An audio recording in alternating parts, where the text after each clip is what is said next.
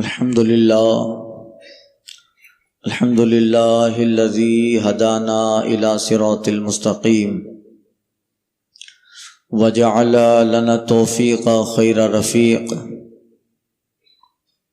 والصلاة والسلام على أصحابه أصحاب الهدى والتحقيق أما بعد فأعوذ بالله من الشيطان الرجيم بسم الله الرحمن الرحيم قد جاءكم من الله نور وكتاب مبين صدق الله وصدق رسوله النبي الأمين الكريم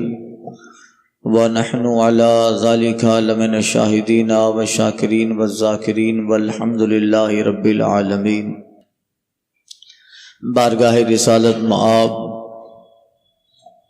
و آلو اصحاب رسالت مآب، مرکزی عقیدت ختمی مرتبت مصطفیٰ جان رحمت، شمع بزم ہدایت نوشئی بزم جنت، شہر یاری ارم تاجداری حرم نو بہاری شفاعت، گل باغ رسالت ختم دور نبوت، خلیل اللہ نے حق سے جن کے لیے دعائیں کی، ذبیح اللہ نے وقت ذبح جن کی التجائیں کی، بن کی روشنی پھر دید یعقوب میں آیا، جسے یوسف نے اپنے حسن کے نئے رنگ میں پایا، اور جن کے نام پہ شاہ سلیمان نے گدائی کی، جن کی یاد میں حضرت داؤد نے نغمہ سرائی کی، دل یحییٰ میں رہ گئی ارماں جن کی زیارت کے، لبِ عیسیٰ پی آئے واز جن کی شان رحمت کے، اتر کر ہرا سے سوئے قوم آیا، ایک نسخہ کیمیا اپنے ساتھ لایا، حضور احمد مجتبیٰ محمد المصطفیٰ صلی اللہ علیہ وسلم میں درود مقدس کا نذرانہ پیش کریں، پڑھیں اللہم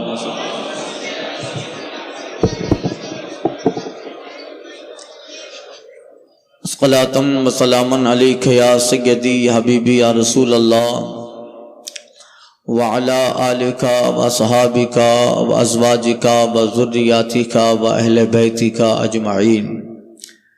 امام اہل سنت فاضل بریلوی حضور سیدی سرکار اعلی حضرت علی رحمت و رضوان ارشاد فرماتے ہیں، نعمتیں بارتا جس سمت وہ ذیشان گیا،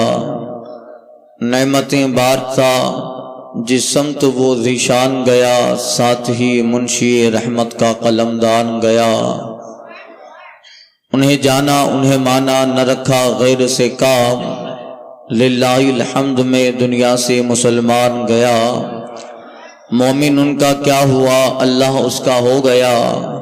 کافر ان سے کیا پھرا اللہ ہی سے پھر گیا، کیوں جناب ابو ہریرہ تھا وہ کیسا جام شیر، جسے 70 صاحبوں کا دودھ سے منہ پھر گیا، کفر منکر یہ بڑا جوش تعصب آخر، بھیڑ میں ہاتھ سے کمبخت کے ایما گیا، بھیڑ میں ہاتھ سے کمبخت کے ایما گیا، اور تم پہ میرے آقا کی عنایت نہ سہی، نجدیوں کلمہ پڑھانے کا بھی احسان گیا،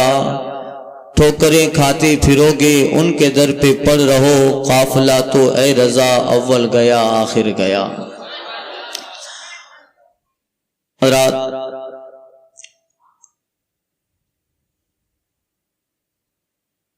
محفل میلاد مصطفیٰ صلی اللہ علیہ وسلم کی آج یہ 6ٹھی مجلس پاک محفل پاک ہے۔ گزشتہ بیانات میں چند باتیں سیرت کے تعلق سے اور حضور کی شفاعت اور تبرکات جیسے گیسوئے پاک کے تعلق سے عرض کیا۔ گزشتہ سال بیان میں ہجرت کے واقعات، نبوت کا پہلا دوسرا تیسرا، یہ سب سال ہجرت کے سارے واقعات سنا دیے تھے۔ اس سال میں خود کنفیوز تھا کہ کیا موضوع بناؤں۔ اب سال میں کئی بار کتنے پروگرام ہوتے ہیں، ساری جنگوں کا خاکہ بھی تفسیر میں بتا دیا ہے، جنگ یرموک، جنگ بدر، جنگ احد، یمامہ، تبوک، ان سب کا بتایا۔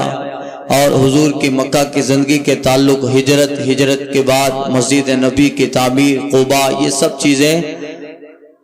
عرض کر چکا ہوں. تو پھر کبھی کبھی ایسا ہوتا ہے کہ پھر ہم خود کنفیوز ہو جاتے ہیں کہ بیان کیا کریں، اور کچھ باتیں کبھی ٹکرا جاتی ہے. خیر، مقصد سرکار صلی اللہ علیہ وسلم کا ذکر ہے، حضور کی ثنا ہے، اور یہ اس لائق ہماری زبان، اس قابل ہماری زبان نہیں ہے کہ ہم مصطفیٰ جان رحمت کا ذکر اپنی زبان سے کر سکے. مولانا روم کہتے ہیں کہ 1000 بار بشویم دہن ز مشک و گلاب، ہنوز نام تو گفتن کمال بے ادبی است. یا رسول اللہ، 1000 بار اپنی زبان مشک اور عنبر سے دھو ڈالیں تب بھی آپ کا نام لینا بے ادبی ہی ہے. خیر، آنے والے بیانات میں سرکار صلی اللہ علیہ وسلم کی ولادت کے تعلق سے ذکر کروں گا. آقا علیہ الصلوۃ والتسلیم اس دنیا میں جلوہ بار ہوئے. اللہ تعالیٰ نے آپ کو بہتر قبیلہ، بہتر خاندان اور بہتر لوگوں میں پیدا فرمایا. حدیث پاک میں آیا، آقا علیہ الصلوۃ والتسلیم ارشاد فرماتے ہیں، اللہ تعالیٰ نے مجھے انسانوں میں سب سے بہتر بنایا. قبیلوں میں اللہ تعالیٰ نے مجھے بہتر قبیلے میں بھیجا، قریش میں، اور اس قبیلے قریش میں بہتر خاندان بنو ہاشم ہے، ان میں بھیجا. اور ماں باپ کے اعتبار سے بہتر ماں باپ اللہ تعالیٰ نے مجھے عطا فرمائے. سرکار صلی اللہ علیہ وسلم کے آباء و اجداد میں آخر تک حضرت آدم تک جتنے ہیں یہ سب مومن، موحد، کامل ایمان تھے. آقا فرماتے ہیں کہ میں پاک پشتوں میں منتقل ہوتا ہوتا اپنے ماں کے شکم میں آیا. یعنی حضرت عبداللہ کی پشت میں آنے سے پہلے آپ کے والد، ان کے والد، یہاں سے لے کر حضرت ابراہیم، حضرت اسماعیل و ابراہیم، وہاں سے لے کر انبیاء اور جناب آدم تک جتنا سلسلہ ہے، سرکار علیہ الصلوۃ والتسلیم فرماتے ہیں اللہ تعالیٰ نے مجھے پاک صلب میں رکھا. یعنی حضور پاک علیہ السلام کے والد ماجد سے لے کر جناب آدم تک جتنے لوگ ہیں وہ سب جو ہے مومن، موحد اور انبیاء کرام کی پشت میں اللہ تعالیٰ آپ کو منتقل کرتا رہا، یہاں تک کہ بہتر پشت سے لے کر بہتر شکم جناب آمنہ کے آپ رضی اللہ تعالی عنہ کی شکم میں آپ جلوہ بار ہوئے. خاندان کے اعتبار سے بہتر، قبیلے کے اعتبار سے بہتر، ماں باپ کے اعتبار سے بہتر سرکار صلی اللہ علیہ وسلم کی ولادت پاک ہوئی. یہ سارے واقعات آخری والے 2 حصوں میں عرض کروں گا چونکہ مناسبت کے اعتبار سے ولادت کا ذکر آخری ایام میں ہونا چاہیے. آقا علیہ الصلوۃ والتسلیم جناب آمنہ کے یہاں جلوہ بار ہوئے. آپ جب پیدا ہوئے، یہ مختصر میں عرض کر رہا ہوں، آپ کے دادا حضرت عبد المطلب وہ خانہ کعبہ کا طواف کر رہے ہیں. خبر دی گئی عبداللہ کے گھر پہ شہزادے کا جنم ہوا. حضرت عبد المطلب خانہ کعبہ میں سجدہ شکر ادا کرتے ہیں. اپنے گھر پہ تشریف لے آئے اور اپنے پوتے کو دیکھا، گود میں لیا، اور آقا علیہ الصلوۃ والتسلیم کے چہرے پاک سے جو نورانی شعائیں نکل رہی تھی، جیسا کہ جناب آمنہ کا بیان ہے، میرے شہزادے کی ولادت سے پہلے مجھے خبر دی گئی کہ یہ شہزادہ الگ شان، الگ نوعیت اور مقام کا مالک ہے، جیسا کہ احادیث میں اس کا ذکر ملتا ہے. سرکار علیہ الصلوۃ والتسلیم کے دنیا میں جلوہ بار ہونے سے پہلے جناب آمنہ کہتی ہے حضرت آسیہ اور حضرت مریم جنت کی حوروں کے ساتھ مجھے مبارکبادی دینے کے لیے تشریف لے آتی ہے. سرکار صلی اللہ علیہ وسلم دنیا میں جلوہ بار ہوئے اور اس طرح آپ تشریف لے آئے کہ آپ ناف بریدہ ہیں، آپ کی ناف کٹی ہوئی ہے، اور آپ کا جسم پاک، طیب اور طاہر ہے، اور فرشتہ آ کر سرکار صلی اللہ علیہ وسلم کو ایک کپڑے میں لپیٹ دیتا ہے. آقا علیہ الصلوۃ والتسلیم سجدے میں گر جاتے ہیں. یعنی یہ پہلی گھڑی ہے مصطفیٰ جان رحمت کی. یہ صرف بات آئی تو میں بتا رہا ہوں، یہ سارے واقعات میں آخری والے 3 ایام میں عرض کرنے والا ہوں. آقا علیہ الصلوۃ والتسلیم تشریف لے آئے. دنیا کے بچے کا دستور ہے پیدا ہونے اٹھنے کے بعد ماں کے سینے کو تلاش کرتا ہے، مگر آقا علیہ الصلوۃ والتسلیم جب دنیا میں جلوہ بار ہوئے ہیں، حضور کا دنیا میں آنا، سجدہ کرنا اور سجدے کی حالت میں اسی وقت اپنے امتی اور اپنے گنہگار غلاموں کے لیے دعا کرنا، رب حبلی امتی، رب حبلی امتی، اس بات کی دلیل ہے آقا بے خبر نہیں ہے، بے شعور نہیں ہے، ادراک لے کے آ رہے ہیں، خیال لے کے آ رہے ہیں، فکر لے کے آ رہے ہیں، اپنی امت کا غم لے کے آ رہے ہیں۔ جس گھڑی آپ دنیا میں جلوہ بار ہوئے، فوراً اپنے والدہ ماجدہ کے سینے اور گوشت سے جدا ہو گئے اور ایک جگہ آپ سجدہ کرتے ہیں اور سجدے میں آپ فصیح عربی زبان میں بیان فرما رہے ہیں، رب حبلی امتی،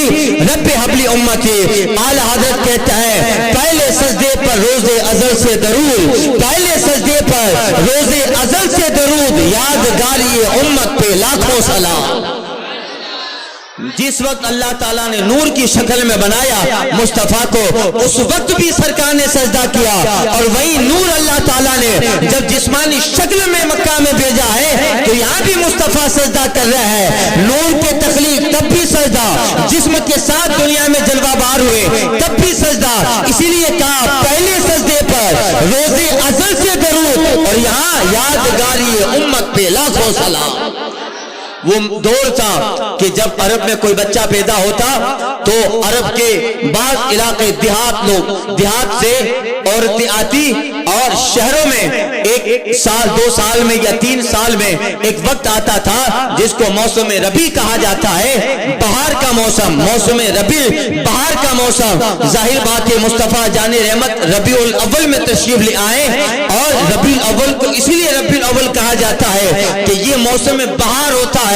یعنی آسمان سے لے کر زمین تک فضاؤں کا حال بڑا خوشنما ہوا کرتا ہے، نہ زیادہ دھوپ ہوتی ہے نہ زیادہ ٹھنڈی ہوا کرتی ہے۔ موسم بہار، اسی لیے اس کا نام ربیع رکھا گیا، یعنی بہار کا موسم، پت جھڑ کا زمانہ، اور وہ موسم، وہ فضا جس میں زیادہ بیماریاں نہ ہو، جس موسم میں زیادہ مرض نہ ہو۔ بہار، آدمی صبح جب ٹہلنے کے لیے نکلے تو اس کے مشام معطر ہو جائے، اپنے آپ کو بہت اچھا محسوس کرے۔ آقا علیہ الصلوۃ والتسلیم کے لیے اللہ تعالیٰ نے نہ وہ موسم چنا جو بارش کا ہے، نہ وہ موسم چنا جو ٹھنڈی کا ہے، بلکہ حضور کی ولادت اور دنیا میں تشریف آوری کے لیے اللہ تعالیٰ نے موسم بہار کا انتخاب فرمایا۔ محبوب آپ موسم بہار میں تشریف لے جائیں، آپ موسم بہار میں جلوہ بار ہوں گے، اور اس لیے مصطفیٰ جان احمد خود ایک بہار ہے۔ حضور جہاں جائیں تو بہاروں کو بھی بہاریں مل جایا کرتی ہے، بہاروں کو بھی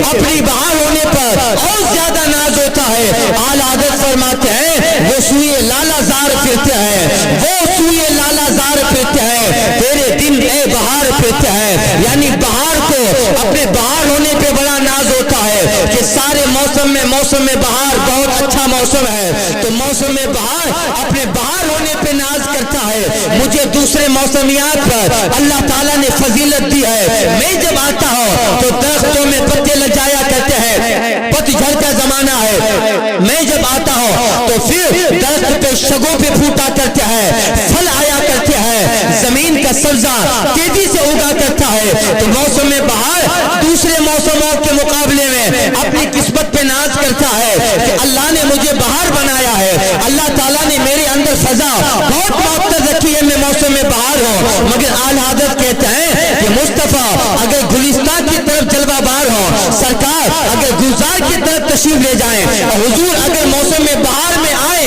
اور موسم بہار میں سرکار جلوہ فگن ہو تو بہار کی قسمت میں بھی بہار آ جاتی ہے کہ آج وہ بہاروں والا آ گیا، کہ وہ بہار اپنی قسمت پہ ناز ہے کرتی ہے۔ اعلیٰ حضرت فرماتے ہیں وہ سوئے لالا زار پھرتے ہیں، سرکار جب لالا زار کی طرف جائیں، حضور جب گلستان کی طرف جائیں، حضور جب باغ و بہار کی طرف جائیں تو وہ خود اپنی قسمت پہ ناز کرے، وہ سوئے لالا زار پھرتے ہیں، تیرے دن اے بہار پھرتے ہیں،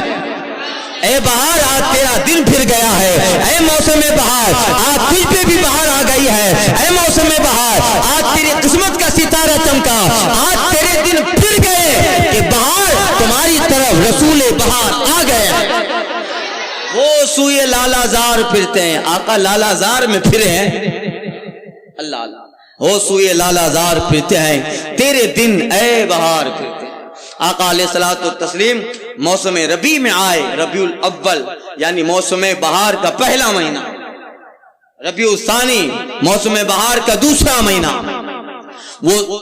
دور تھا کہ عرب کے دیہاتوں سے غریب عورتیں شہروں میں آتی، اور جہاں امیروں کے یہاں بچے پیدا ہوتے ہیں وہ دایا اس بچے کو لیتی، 2 سال 3 سال 4 سال کی مدت کے لیے دیہات میں لے جاتی۔ شہر کے بنسبت دیہات کا ماحول بڑا اچھا ہوتا ہے، وہاں کی آب و ہوا، وہاں کی فضا، وہاں کا کلائمیٹ صاف ستھرا ہوتا ہے، اور شہر میں آمد و رفت باہر کے لوگوں کی ہوتی ہے، کئی ملک سے لوگ شہر اور سٹیوں میں آتے ہیں، زبان مخلوط ہو جاتی ہے، دوسرے ملک سے آنے والے سے اگر بات کرو تو پھر عربی زبان میں کمزوری آئے گی، اس قوم کے الفاظ ادھر آئیں، اس ملک کے کچھ الفاظ ادھر آئیں، اس کے الفاظ اس قوم میں اس ملک میں جائیں تو پھر زبان خالص نہیں رہتی، زبان میں بہت سارے دیگر زبانوں کے الفاظ مخلوط ہو جایا کرتے ہیں، اور پھر موسم جو شہر کا موسم ہوتا ہے وہاں کثرت ازدحام کی وجہ سے، لوگوں کی بھیڑ بھاڑ، دکانیں اور اس طرح کی کثرت کی وجہ سے وہ ماحول بہتر نہیں رہتا اور ہوائیں صاف ستھری نہیں ہوتی، تو اس زمانے کا دستور تھا شہروں میں جب امیروں کے یہاں غریبوں کہیں بچہ پیدا ہوتا، آس پاس کے چھوٹے موٹے علاقوں سے، دیہاتوں سے، گامڑیوں سے عورتیں آتی، امیروں کے بچے لے لیتی، 2 سال 3 سال کے لیے دیہات لے جاتی، ان کی پرورش کرتی، انہیں اچھا کھانا کھلاتی، ان کا پالنا پوسنا ان کے ذمہ ہوتا، اور ان دایا کو وہ بچوں کے ماں باپ ایک اچھی رقم ان کو اجرت میں دیا تھا تاکہ وہ گاؤں کی آبادی میں رہیں۔ اب حضرت حلیمہ سعدیہ رضی اللہ تعالیٰ عنہ یہ قبیلہ بنو سعد کی ایک عورت ہیں جن کے شوہر حارث بن عبد العزا طائف سے کچھ کلومیٹر دور ان کا گاؤں، اور اس گاؤں میں رہنے والا قبیلہ بنو سعد غربت اور اس علاقے میں قحط پڑ گیا، بارش نہ ہوئی، سوکھا ہو گیا، اور انہی دنوں میں وہاں کی عورتیں مکہ شریف کے لیے روانہ ہوتی ہیں تاکہ اس سال جتنے بچے جنمے ہیں ان میں سے جلدی جا کر امیروں کے بچے لے لیں، بڑی اچھی اجرت ملے اور جو ہے ہمارا حال بہتر ہو جائے۔ نکلی کافی عورتیں، ایک روایت میں کہ 10 عورتیں، اور الگ روایتوں میں الگ تعداد بتائی گئی ہے، خیر وہ نکلی حضرت حلیمہ سعدیہ، ان کے شوہر حارث بن عبد العزا اور جو ہے کچھ اور بھی قبیلے کے لوگ تھے وہ نکلے، مگر غربت کا حال یہ تھا، مفلسی کا حال یہ تھا کہ بارش نہ ہونے کی وجہ سے، سوکھے کی وجہ سے حضرت حلیمہ سعدیہ رضی اللہ تعالی عنہا کے جو ہے گھر پہ غربت کا مقام، اور ان کے پاس اتنا کھانا دانا اور پانی بھی نہیں تھا کہ جس کی وجہ سے وہ اپنی اونٹنی کو چارہ دیں اور اونٹنی میں طاقت بحال ہو۔ سب عورتیں نکل گئی، حضرت حلیمہ سعدیہ اپنی کمزور اونٹنی کو لے کر نکلتی ہیں، جتنی عورتیں تھیں دیگر وہ اپنے اپنے جانور اونٹ اونٹنیوں پہ سوار ہو کر آگے نکل گئی، اور حضرت حلیمہ سعدیہ کمزور اونٹنی پر اپنے شوہر کے ساتھ پیچھے پیچھے آہستہ آہستہ، عورتوں نے تانا بھی دیا تھا، کیا بات ہے سعدیہ حلیمہ، آج تمہاری اونٹنی میں وہ طاقت نہیں ہے، بار بار پیچھے رہ جاتی ہو۔ لکھا ہے کہ ان عورتوں نے کہا کب تک ہم حلیمہ سعدیہ کو اپنے ساتھ لیں گے، لمبا رستہ ہے، اگر اس کی طرح ہم بھی آہستہ آہستہ چلتے رہیں تو پھر ہمارا یہ راستہ بڑا طویل اور لمبا ہو جائے گا۔ وہ عورتیں آگے نکل گئی، حضرت حلیمہ سعدیہ رضی اللہ تعالی عنہا اپنی اس کمزور اونٹنی پر اپنے شوہر کے ساتھ بیٹھ کر آہستہ آہستہ بڑی دیر اور تاخیر کے ساتھ مکہ میں پہنچتی ہیں۔ جب دیکھا تو وہ عورتیں جو پہلے مکہ میں پہنچ گئی تھی امیر گھروں پہ گئیں، ان کے بچے لے لیے، 1 سال 2 سال 3 سال کی مدت ایک اجرت پر، اور وہ لے کر مکہ سے نکل رہی ہے، وہ سب کام کر کے نکل رہی ہے، اور جناب حلیمہ سعدیہ مکہ میں داخل ہو رہی ہے۔ اب سوچتی ہے امیروں کے بچے تو یہ لے گئے، اور بچہ ملے گا نہ ملے، اگر ملے تو اب غریب اور کمزور لوگوں کے بچے ہوں گے۔ خیر حضرت حلیمہ سعدیہ جیسے ہی مکہ میں داخل ہوتی ہے، حضرت عبد المطلب سے ملاقات ہو۔ اللہ تعالیٰ اسباب بناتا ہے۔ حضرت حلیمہ سعدیہ نے اپنے آنے کا مقصد بیان کیا، اور جو ہے حضرت عبد المطلب کہتے ہیں اگر تجھے گوارا ہو اور تجھے برا نہ لگے تو ایک بچہ ہے مگر وہ یتیم ہے۔ اب عبد المطلب کہہ نہیں رہے مگر حقیقت یہ تھی ظاہر میں یتیم ہے، اور یہی بچہ قیامت تک یتیموں کا سہارا۔ حضرت حلیمہ سعدیہ کو لے کر حضرت آمینہ رضی اللہ تعالی عنہا کے حجرے میں تشریف لے گئے، اور حضرت آمینہ رضی اللہ تعالی سرکار کی والدہ ماجدہ نے سرکار دو عالم صلی اللہ علیہ وسلم کو حضرت حلیمہ سعدیہ کی گود میں دیا۔ اللہ اللہ، وہ نورانی چہرہ، وہ چہرے سے نکلنے والی شعائیں، اعلی حضرت کہتے ہیں اللہ اللہ وہ بچپنے کی پھبن۔ اللہ اللہ، اعلی حضرت کا کمال ہے یار، کوئی ایسا پہلو نہیں چھوڑا، کوئی آقا کی تعریف میں کئی ایسا واقعہ چھوڑا نہیں جہاں پہ ذکر نہ کیا ہو۔ اللہ اللہ، وہ بچپنے کی خبر، دودھ پیتے کی صورت پہ لاکھوں سلام۔ اب سرکار جو ہے حضرت عبد المطلب لے گئے، حلیمہ سعدیہ نے مصطفیٰ جان رحمت کو دیکھا، بڑا نورانی بچہ، پیشانی سے نور چپک رہا ہے، گالوں کو دیکھو تو ایسا لگتا ہے جیسے اندھیری رات میں سورج نکل آیا ہے اور چاند جلوہ بار ہو گیا ہے۔ حضرت حلیمہ سعدیہ مصطفیٰ جان رحمت کو لیتی ہے، کعبے میں گئی، طواف ہوا، سجدہ شکر ہوا، اور جناب حلیمہ سعدیہ لے کر مصطفیٰ جان رحمت کو پلٹی اپنے علاقے قریہ بنو سعد کی طرف۔ اللہ اللہ، جیسے ہی سرکار کو گود میں لینا تھا، حضرت حلیمہ سعدیہ کے جسم میں طاقت بھر آتی ہے، ان کے سینوں میں دودھ اوجھ کر آتا ہے۔ وہ اونٹنی جو اب تک کمزور اور چلنے سے قاصر تھی،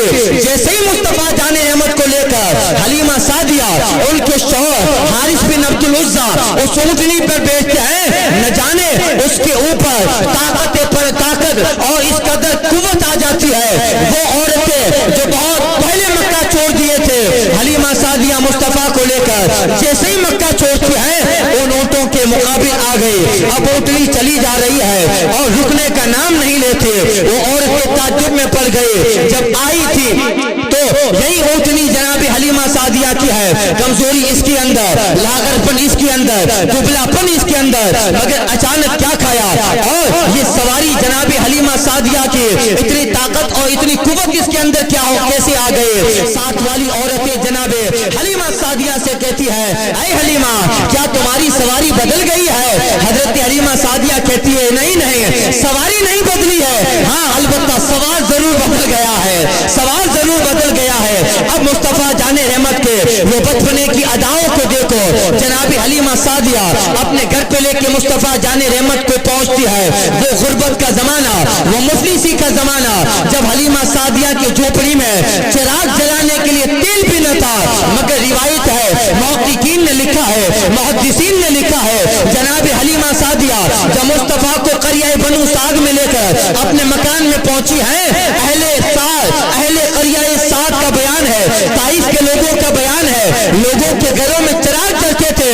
مگر ہم نے کبھی حلیمہ سعدیہ کے گھر پہ چراغ جلتا نہیں دیکھا۔ وہ جو بچہ مکے سے لے کر آئے تھے، ان کے پیشانی اور گالوں سے وہ نور نکلتا تھا کہ ساری رات حلیمہ کا گھر روشن و منور نظر آیا کرتا۔ صبح عورتیں جناب حلیمہ سعدیہ سے پوچھتی ہے، اے حلیمہ سعدیہ اتنا مال آ گیا ہے کہ رات کو سوتے وقت بھی چراغ گل نہیں کرتی۔ وہ زمانہ ایسا تھا کہ آدمی سوتا تو چراغ بجھا دیتا، ساری رات چراغ جلے گا، تیل ویسٹ ہوگا، اور وہ لوگ پسند نہیں کرتے تھے۔ اس لیے حضرت حلیمہ سعدیہ رضی اللہ تعالی عنہ سے کسی نے کہا، کیا بات ہے، ساری رات تمہارے گھر کے اندر چراغ جلتا رہتا ہے اور کچھ دولت کچھ مال ہاتھ آ گیا ہے؟ حضرت حلیمہ سعدیہ کہتی، ہاں مال تو ہاتھ آیا ہے، مگر وہ مال بڑا پیارا،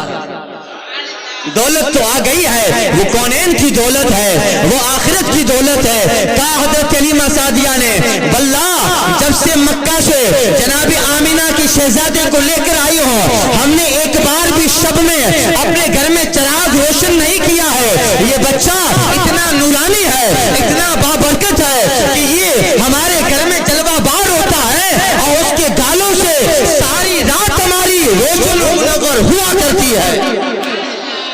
اور سرکار علیہ الصلوۃ والتسلیم کے وہ چہرے سے وہ نور نکلتا تھا، اور آپ کو اللہ تعالیٰ نے وہ وجاہت عطا فرمائی تھی۔ حضرت عائشہ صدیقہ رضی اللہ تعالیٰ عنہا کہتی ہیں کہ اخیتو فی سحر، ایک وقت سحری میں اپنی کچھ سلائی کر رہی تھی، حتیٰ فقط تو یہ کہتی ہے یہاں تک کہ میری سوئی گم ہو گئی، میں ٹٹولنے لگی، سحری کا وقت تھا، اندھیرا تھا، میں ٹٹولنے لگی،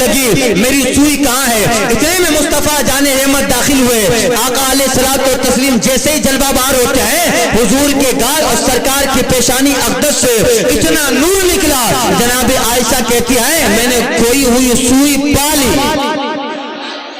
کھوئی ہوئی میری سوئی مل گئی۔ اعلی حضرت کہتے ہیں سوزن گمشدہ ملتی ہے تبسم سے تیرے۔ سوزن مانے سوئی، سوزن یعنی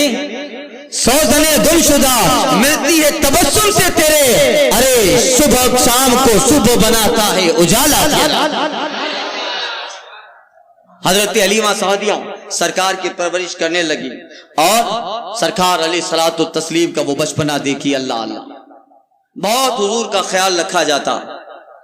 جب سے آئے ہیں دن حلیمہ سعدیہ کے پھر گئے، اور جس علاقے میں آئے ہیں، راوی لکھتا ہے سیرت ابن ہشام اور سیرت حلبیہ میں لکھا ہے کہ وہ حلیمہ سعدیہ کا علاقہ جہاں پر بیماریوں نے، وباؤں نے اور بلاؤں نے گھر کر کے رکھا تھا، مگر جناب حلیمہ سعدیہ جب مصطفیٰ کو لے کے آئی ہے تو اس علاقے میں کوئی بیمار نہیں ہے۔ وہاں جانور پیدا ہوتے تھے، اکثر ہوتا جانور مردہ پیدا ہوتے، اب حلیمہ سعدیہ جب سے مصطفیٰ کو لے کے آئی ہے جانور تندرست پیدا ہوتا ہے، بچے کمزور پیدا ہوتے تھے، مگر جب سے مصطفیٰ آئے ہیں اب بچے صحیح سالم و تندرست پیدا ہو رہے ہیں۔ بڑے لوگ جو زمانوں سے بیماری میں مبتلا تھے اچانک انہیں صحت و تندرستی مل گئی، بلکہ طائف میں اور طائف کے آس پاس قریہ بنو سعد میں جتنا علاقہ تھا تالاب قحط کی وجہ سے خشک ہو گئے تھے، بارش نہ ہونے کی وجہ سے خشک ہو گئے تھے۔ جس شب جناب حلیمہ سعدیہ مصطفیٰ کو لے کر اپنے قریہ اپنے علاقہ قریہ بنو سعد میں پہنچے ہیں، صبح لوگوں نے دیکھا ساری آبادی کے تالاب خود بخود بھر گئے ہیں، ساری آبادی کے تالاب خود بخود بھر گئے ہیں۔ اور ایک روایت میں آیا ہے اس آبادی میں جنگل میں سارے جانور جمع ہوتے ہیں، اور جمع ہو کر وہ جانور ایک دوسرے کو مبارکبادی دے رہے ہیں اور کہہ رہے ہیں کہ تمہیں بہت مبارک ہو کہ ہماری زمین پہ مصطفیٰ جلوہ بار ہوا ہے۔ طائف اور طائف کے آس پاس والے جانور جنگل میں جمع ہو کر ایک دوسرے کو مبارکبادی دے رہا ہے۔ ایک جانور کہتا ہے اب ہم ان کا دیدار کریں گے یا نہ کریں گے؟ ایک بولا ہاں وہ ادھر ہی آنے والے ہیں، ادھر ہی آنے والے ہیں۔ اللہ اللہ۔ آقا علیہ الصلوۃ والتسلیم حضرت حلیمہ سعدیہ کے ایک بیٹے حضرت عبداللہ بن حارث، حضرت حلیمہ سعدیہ کی ایک صاحبزادی حضرت شیمہ بنت حارث، آج ان کا مزار جو ہے جنت البقیع میں ہے۔ حضرت شیمہ، حضرت حلیمہ سعدیہ کے بیٹے حضرت عبداللہ، بچپن کا زمانہ، اور یہ بکریاں چرانے جاتے تو سرکار بھی ان کے ساتھ ہوتے، حضور بھی ان کے ساتھ ہوتے تھے تاکہ باہر نکلیں اور آب و ہوا سے لطف اندوز ہو۔ بکریاں حضرت حلیمہ سعدیہ کے بیٹے چرایا کرتے تھے، سرکار تو صرف ان کے ساتھ جایا کرتے۔ اللہ اللہ۔ روایت سیرت ابن ہشام میں لکھا ہے جس دن سے سرکار جناب عبداللہ بن حارث کے ساتھ ان کی بکریوں کے ساتھ چلتے، کوئی بکری اپنے ریوڑ سے اپنی جگہ نہیں چھوڑتی، اپنی جگہ نہیں چھوڑا کرتی تھی، اور جہاں سے گزرتے اور جہاں وہ بکریاں چرانے کے لیے لے جایا کرتے تھے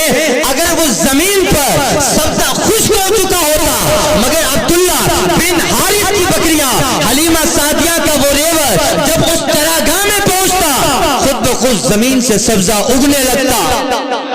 اور روایتوں میں لکھا ہے گویا زمین کہہ رہی ہے کہ یہ ریول لے کے آنے والا عبداللہ بن حارث ضرور ہے مگر ان کے ساتھ مصطفیٰ آئے ہیں, کونین کا مالک, کونین کا داتا آیا ہے, لہذا یہ بکریاں بھوکی نہیں رہنی چاہیے. زمین کھل بکو اپنا سینہ چاٹ کر دیتی ہے اور جہاں ان کی بکریاں ہوتی زمین سے سبزہ نکل آتا اور ساری بکریاں پیٹ بھر کے شکم شیر ہو جایا. اللہ اللہ یہ ہوتا رہا. ایک دن ایسا ہوا دھوپ کا زمانہ تھا اور حضرت حلیمہ سعدیہ رضی اللہ تعالی عنہا نے اپنے بیٹے سے کہا تھا کہ آج ریول لے کے نہیں جانا. پھر بھی حضرت عبداللہ اور ان کی بہن حضرت شیمہ یہ نکلے اور آقا بھی نکلے. دھوپ کا زمانہ, جب حضرت حلیمہ سعدیہ کو پتا چلا دھوپ کا زمانہ اور ساتھ میں محمد صلی اللہ علیہ وسلم کو بھی وہ لے گئے ہیں, برہم ہوئی گئی ابھی نکلی تھی کہ وہ واپس اب ملے. اور حضرت شیمہ سے حضرت حلیمہ سعدیہ نے کہا بیٹا میں نے کہا تھا کہ دھوپ زیادہ ہے, اگر تم جاؤ تو انہیں مت لے جانا, مگر تم انہیں اس دھوپ میں لے گئے. ان کی پرورش کرنا ہمارا ذمہ ہے, ہم انہیں جیسا لائے ہیں اس سے بہتر ان کی والدہ کو پہنچانے یہ ساری باتیں ہوئے. اور دھوپ زیادہ ہے, اس دھوپ میں انہیں باہر نکالنا مناسب نہیں ہے. حضرت حلیمہ سعدیہ کی صاحبزادی حضرت شیمہ کہتی ہے امی جان مگر بھائی کے ساتھ تو دھوپ کا معاملہ ہی نہیں تھا, کیا ہوا؟ کہ ہم جب سے گھر سے نکلے ریول اور جنگل میں پہنچے, وہاں سے لے کے جب تک گھر پہ نہیں آ گئے بھائی جان جب تک ہمارے ساتھ چلتے رہے آسمان سے بادل نیچے آ کر ان پہ سایہ کن ہوتا, ان پہ سایہ کیا کہتا. دھوپ ان پہ نہیں پڑتی, ان پہ دھوپ کی تمازت نہیں پڑتی, وہ تو سائے میں ہوتے. جب چلتے بادل ان کے ساتھ چلتا اور جب یہ درخت کے نیچے بیٹھتے ہیں درخت کی ٹہنی جھک جایا کرتی اور پھر درخت کے سائے کو چھوڑ دیتے ہیں, دھوپ میں آتے اچانک بادل ان پہ آ جایا کرتا. یہ ان کی شان ہے. حضرت حلیمہ سعدیہ کہتی ہاں اللہ تعالیٰ نے ان کو یہ شان اور علم العظمی عطا فرمائی ہے. کسی نے کہا جب وہ سفر پہ جایا کرتے بادل سر پہ سایہ کرتے, ان کے بول بہاروں جیسے, ان کی اصحاب ستاروں جیسے, ان کے در پہ ہرنی آئی, ان کی یاد میں لکڑی روئی. اللہ اللہ. اب سرکار علیہ الصلوۃ والتسلیم کا یہ حال اور وہ بچپنے کی ادائیں, اللہ اللہ. حضرت حلیمہ سعدیہ کا بیان ہے وہ بچپنے کا حال. ایک مرتبہ ایسا بھی ہوا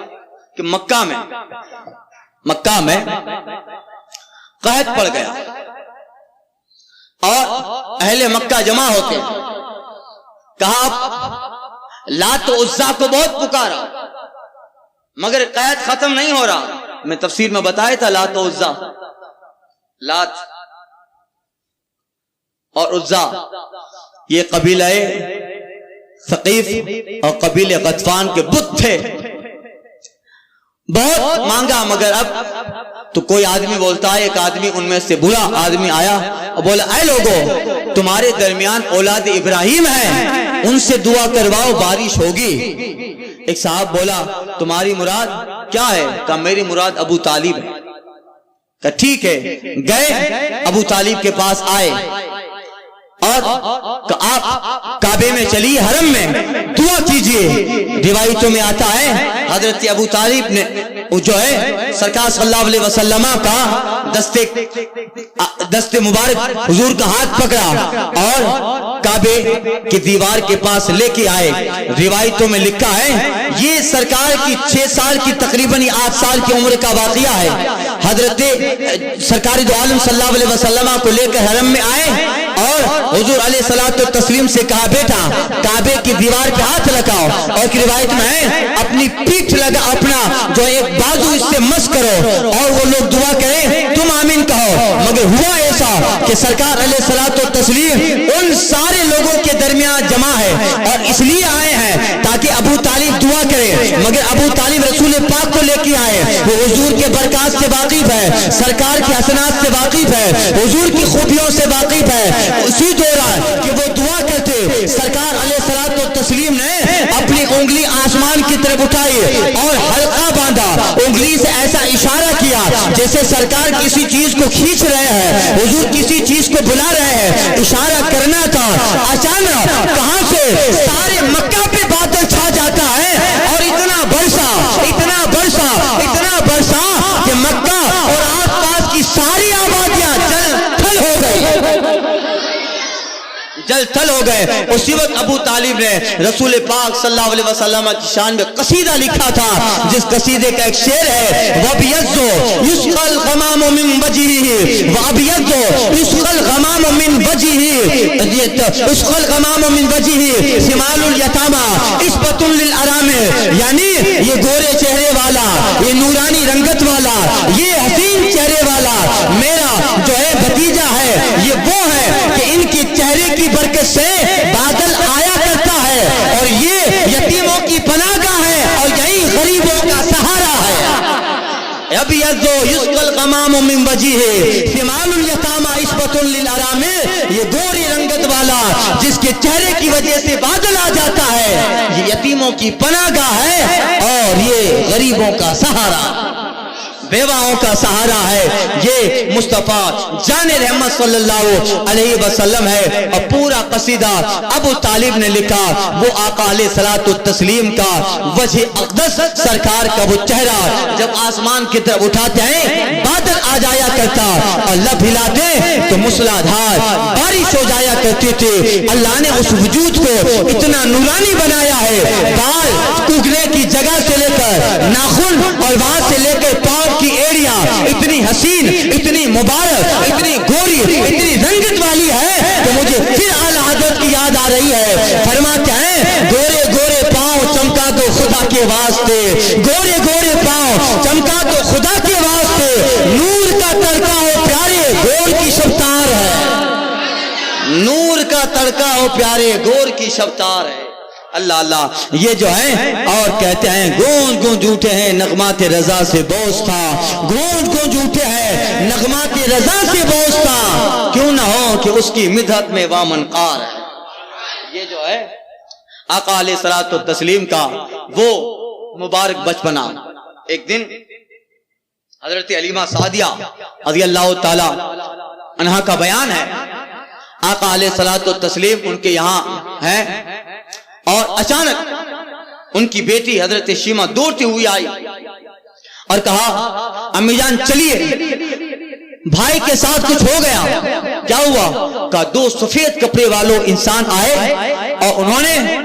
آپ کا سینہ چاک کیا۔ حضرت حلیمہ سعدیہ دوڑتی ہوئی ڈرتی ہوئی آئی،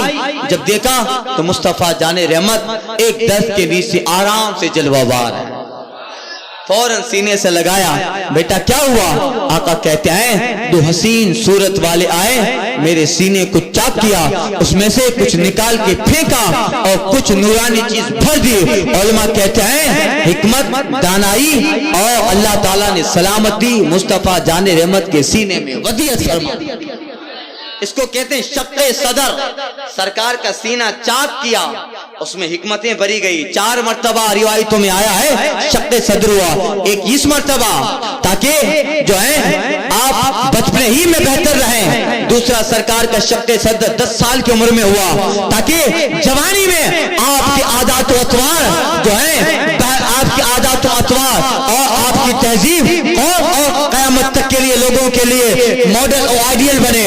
پھر سرکار صلی اللہ علیہ وسلم کا شق صدر غار میں ہوا، جب آپ پہ وحی نازل ہوئی، اس طرح 4 مرتبہ سرکار صلی اللہ علیہ وسلم کا شق صدر ہوا، سینہ چاک کیا، اور 4تھی مرتبہ شب معراج شق صدر ہوا۔ اب جیسے یہ واقعہ ہوا، حضرت حلیمہ سعدیہ نے سرکار صلی اللہ علیہ وسلم کو گلے سے لگایا، ان کے شوہر حارث بھی آ گئے، کہا حلیمہ ایسا کرو، مجھے لگتا ہے کہ اس بچے پر کسی آسیب کا خلل ہے، اس بچے پر کسی آسیب کا خلل ہے، فوراً اس کی ماں کے یہاں انہیں مکہ میں چھوڑ آئیں، اگر کچھ ہو گیا تو پھر ساری ذمہ داری، سارا وبال ہم پہ آئے گا۔ چلو چلے حضرت آمینہ کے پاس، پہنچے اور واقعہ جو ہوا تھا وہ ساری باتیں حضرت آمینہ کو بتائی. حضرت آمینہ رضی اللہ تعالیٰ عنہ فرماتی ہے نہیں نہیں کوئی خلل نہیں ہے, میرا یہ بچہ دنیا کے سارے بچوں سے نرالا ہے. کب وہ کیسے؟ کہ جب یہ دنیا میں نہیں آیا تھا اس سے پہلے میں نے مبشرات خواب دیکھے, اچھی اچھے خواب دیکھے. میں نے اپنے خواب میں انبیاء و مرسلین کو ملاحظہ فرمایا, بلکہ اس کی ولادت کے ہونے سے پہلے حضرت آسیہ, حضرت مریم حوران بہشت کے ساتھ میرے خواب میں آ کر مجھے بشارت دیتے. اور جب یہ بیٹا میرے گھر میں جلوہ بار ہو گیا, اللہ تعالیٰ نے کائنات میں ایسا نور پھیلا دیا. حلیمہ کہتی ہے کہ باوجود اس کے کہ میں مکہ میں اپنے گھر میں تھی, مگر بصرہ کی زمین پر وہاں کے بادشاہوں کے جو اونٹ باندھے ہیں مکہ سے بصرہ مجھے دکھ رہا تھا, بصرہ کے اونٹ مجھے دکھ رہے تھے. اللہ تعالیٰ نے حجاب اٹھا دیے, خلل نہیں ہے, یہ بچہ دنیا کے بچوں سے نرالا. اللہ اللہ قصر باقی نہ رکھے بزم ان کا جگمگانے میں, قصر باقی نہ رکھی بزم ان کا جگمگانے میں. عرب میں چاند نکلا, چاندنی پھیلی زمانے میں, ہرا کی خاص سے شمع نبوت کی کرن پھوٹی, اجالا ہی اجالا ہو گیا ہر سو زمانے میں, اجالا ہی اجالا ہو گیا ہر سو زمانے میں. محمد مصطفیٰ کے نام نے رخ میرا طوفاں کا ذرا سا فاصلہ تھا, دل کی کشتی ڈوب جانے میں کسی چیز کی تمنا ہی نہیں. ہم کو زمانے میں مدینہ لکھ دیا جائے ہمارے آب و دانا میں, مدینہ لکھ دیا جائے ہمارے آب و دانا میں. آقا علیہ الصلوۃ والتسلیم کا وہ بچپنا. پھر آپ نے 6 سال کی عمر تھی آپ کی والدہ آپ کو مدینہ لے کے گئے. قبیلہ بنو عدی بن نجار, یہ رسول پاک کے دادا کا ننیحال جو مدینہ تھا, حضور کا ناناڑو ننیحال کہاں تھا؟ مدینہ تھا. اس سے پہلے ہجرت سے پہلے سرکار مدینہ جلوہ بار ہو چکے. قبیلہ بنو عدی بن نجار, آقا کے دادا کا ننیحال. حضرت آمینہ اپنے شہزادے کو لے کر وہاں پہنچی ہیں, اور روایتوں میں آتا ہے کہ اسی جگہ راستے میں مقام ابوا ہے جہاں حضرت آمینہ کا وصال ہوا, اور اسی جگہ حضرت عبداللہ رضی اللہ تعالیٰ سرکار کے والد گرامی کی قبر پاک ہے. قریب میں حضرت آمینہ رضی اللہ تعالیٰ عنہا کی بھی قبر ہوئی. آقا علیہ الصلوۃ والتسلیم جب ہجرت کیے تھے اسی جگہ سے رسول پاک گزرے تھے. ہجرت کے دوران سرکار اپنے والدین کی قبر, ماجدین کی قبر کے پاس بہت دیر تک ٹھہرے, اور پھر جب سرکار قباء کی آبادی میں داخل ہوتے ہیں, میں نے گزشتہ سال آپ سے کہا تھا بنو نجار کی وہ بچیاں جو چھتوں پہ چڑھ کر سرکار کا استقبال کرنے کے لیے آئے تھے کہ آج مکہ سے سرکار ہمارے درمیان جلوہ بار ہو رہے ہیں. تو قبیلہ بنو نجار کی عورتیں سامنے پہاڑی گھاٹی تھی, ایک مین رستہ تھا جس کو سنیت الوداع کہا جاتا ہے. جب عرب والے مدینہ والے کسی کو رخصت کرتے تھے تو اس سنیت الوداع تک چھوڑنے جاتے تھے, اور کسی کا استقبال ہوتا تو وہاں لینے جاتے تھے. سرکار علیہ الصلوۃ والتسلیم مکہ سے مدینہ جب جلوہ بار ہو رہے ہیں اور جب مدینہ تشریف لے آئے, بنو نجار کی کون بچیاں؟ وہی بچیاں تھی جن کا تعلق رسول پاک کے دادا کے ننیحال سے تھا, حضور کے دادا کے ننیحال سے جن کا تعلق تھا. سرکار مدینہ میں جلوہ فکن ہوئے, وہی بچیاں چھتوں پہ چڑھ کر حضور کا استقبال کر کے سرکار کا استقبالیہ اور سرکار کا استقبال کر رہی تھی, اور حضور کے استقبال میں وہ نغمہ گا رہی تھی جو آج پوری دنیا میں حضور کی شان و شوکت کے لیے پڑھا جاتا ہے. کل البدر علینا من ثنیات الوداع, کل البدر علینا من ثنیات الوداع, یعنی اب عرب کا چاند مصطفیٰ جان رحمت النبوت رسالت کے چاند ہے. ان قریب ثنیۃ الوداع سے وہ چاند ہماری آبادی میں جلوہ بار ہونے والا ہے. کل البدر علینا من ثنیات الوداع وجب الشکر علینا ما دعا للہ داعی. وہ جب آئے ان کا شکر ہم پر واجب ہے, یہ اللہ کی طرف سے مبلغ اعظم ہے سنیت الوداعی. اور کہتے ہیں یہ پورا قصیدہ بنو نجار کی بچیوں نے سرکار کی استقبال میں حضور کی آمد میں پڑھا تھا. مصطفیٰ ما جاء الا رحمت للعالمین جاء بشیر و نذیر. اور کہتی ہیں حبذا محمد من جار, اور ہم خوش نصیب ہیں بنو نجار کی بچیاں کہتی ہیں یہ محمد بشیر بن کے نذیر بن کے ہمارے درمیان آئے ہیں صلی اللہ تعالی الینا اللہ تعالیٰ نے انہیں ہمارے پاس بھیجا ہے ما جاء الا رحمت للعالمین اللہ نے انہیں ہمارے درمیان رحمت للعالمین بنا کے بھیجا ہے اور کہتی ہیں کہ نحنو جواری من بنی نجار یا حبذا محمد من جار ہم بنو نجار کی بچیاں ہیں ہمیں خوشی ہے کہ آج مصطفیٰ ہمارے پڑوسی ہو گئے نحنو حبذا محمد من جار ہمیں خوشی ہے کہ آج آقا ہمارے پڑوسی ہو گئے وہ سنیت الوداع سرکار کے ننیحال کی بچیاں تھیں دادا کے ننیحال کی تو سرکار علیہ الصلوۃ والتسلیم وہاں ٹھہرتے ہیں اور جب وہ مدینہ شریف میں داخل ہوئے تو سرکار صلی اللہ علیہ وسلم اس قبیلے میں بھی ٹھہرے جو آپ کے دادا کا ننیحال تھا خیر تو میں عرض کر رہا تھا آقا علیہ الصلوۃ والتسلیم 6 سال کی عمر میں اس وقت حضرت آمینہ کے ساتھ اس سفر میں جب آپ کا وصال ہوا حضرت ام ایمن بھی تھی پھر ام ایمن سرکار صلی اللہ علیہ وسلم کو واپس مکہ میں لے کے آئی اور سرکار صلی اللہ علیہ وسلم کو جو ہے عبد المطلب کو دیا پھر جب آپ کی عمر تقریباً 8 سال کی ہوئی حضرت عبد المطلب کا بھی وصال ہو گیا پھر آپ اپنے چچا ابو طالب کی کفالت میں آئے جو مولا کائنات کے والد ہیں ابو طالب نے آپ کی کفالت کی اور بہت اچھے طریقے سے اپنے سارے بچوں میں بہتر انہوں نے مصطفیٰ جان رحمت کو رکھا اور ان کا قصیدہ ہے اس قصیدے کے ایک شعر کا مطلب ہے ابو طالب نے اپنے بیٹوں سے کہا تھا اے بیٹو تم اس وقت دسترخوان پہ مت بیٹھنا جب محمد نہ بیٹھ جائیں تم اس وقت کوئی کام نہ کرنا جب ان سے نہ پوچھ لو اور مجھے اپنی ساری اولاد میں سب سے بہتر میرے بھائی عبداللہ کا شہزادہ محمد ہے ابو طالب نے پورا قصیدہ پھر جو ہے تقریباً 12 سال کی عمر میں ابو طالب ملک شام پہنچے تجارت کے لیے 2 مرتبہ سرکار صلی اللہ علیہ وسلم نے شام کا سفر کیا سیریا کا 12 سال کی عمر میں ابو طالب کے ساتھ ملک شام گئے اور وہاں بحیرہ راہب سے ملاقات ہوئی بحیرہ راہب بصرہ شام جاتے ہوئے علاقہ بصرہ میں بحیرہ راہب یونس نے جب سرکار پاک صلی اللہ علیہ وسلم کا بچپنا دیکھا تعجب میں پڑ گیا 12 سال اور جب 25 سال کے ہوئے رسول پاک دوسری مرتبہ شام گئے کب حضرت خدیجۃ الکبریٰ کا سامان تجارت لے کر بیچنے کے لیے 25 سال اور اس دونوں وقت میں 2 راہب ملتے ہیں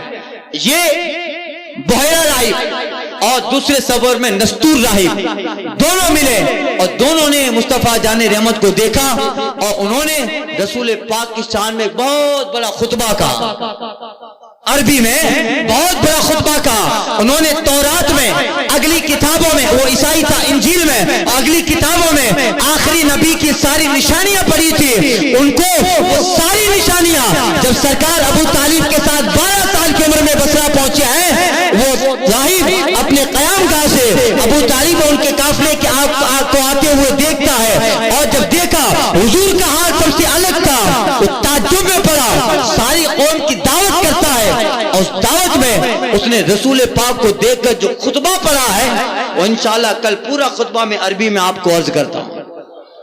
وہ پورا خطبہ اب اس خطبہ کے لیے آدھا گھنٹہ چاہیے انشاءاللہ کل وہ پورا عربی میں خطبہ جو بحیرہ راہب نے سرکار صلی اللہ علیہ وسلم کی شان میں کہا تھا وہ انشاءاللہ کل کے بیان میں عرض کرتا ہوں اور پھر سرکار صلی اللہ علیہ وسلم کا دوسرا سفر شام وہ اور جناب خدیجہ سے پھر نکاح کرنا اور پھر اس نکاح میں جو ہے نکاح کے اندر ابو طالب نے جو نکاح کا خطبہ پڑھا ہے سرکار کا نکاح 25 سال میں اور حضرت خدیجہ کی عمر 40 سال